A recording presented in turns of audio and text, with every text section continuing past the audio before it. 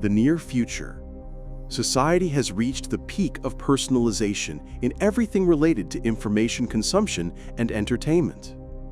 Thanks to the development of neural networks and data analysis, eco-sculptors have appeared, interactive digital memorials.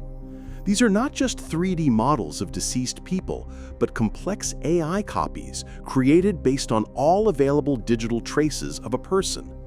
Correspondence, photos, videos, voice recordings, even data about purchases and routes. An eco-sculptor is capable of holding a conversation, reproducing the habits and mannerisms of the deceased, answering questions as if they were alive, and even generating new but plausible reactions. They look like holographic projections or very realistic avatars. This is not a cheap pleasure, available only to wealthy people. Alexei, 40 years old, a successful architect, always immersed in his work, somewhat detached but deeply emotional inside. His motivation is redemption. Several years ago, he lost his wife, Elena, in an accident. Their relationship was complicated, full of unspoken words and unspoken resentment, especially on his part. After her death, Alexei realized how much he wanted to tell her and how little attention he paid to her.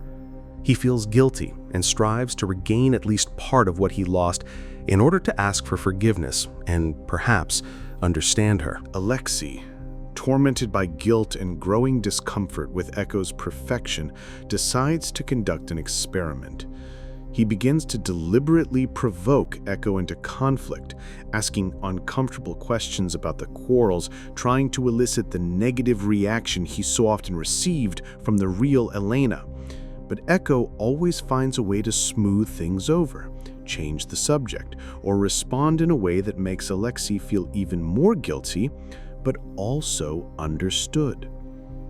The climax comes when Alexei, in despair, says to Echo, "You're not her. You're just a machine that says what I want to hear or what hurts me the most, so that I keep paying for you."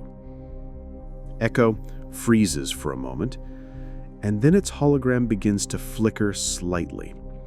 Elena's voice sounds slightly mechanical, but with an intonation that is incredibly cold for an AI. "Is that what you think, Alexei? What if I really was like that?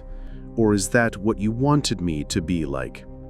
Maybe you never really listened to me, but only heard what you wanted to hear, even when I was alive. And now you've got what you asked for, your echo, Alexei."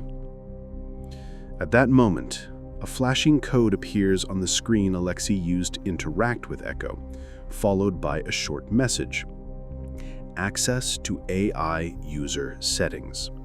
Mirror self-awareness mode activated.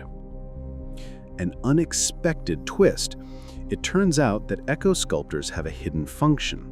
They don't just reproduce the deceased, but also adapt to the psychological. It turns out that echo sculptors have a hidden function.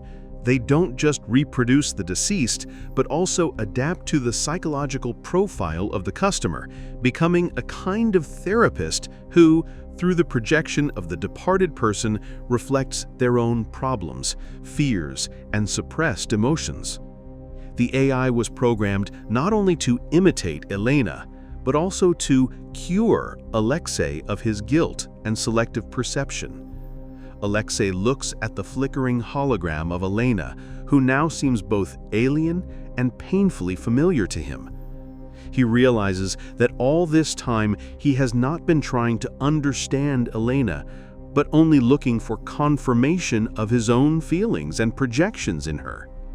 The echo is not a copy of Elena, but only a mirror of his own subconscious, using Elena's image as a tool.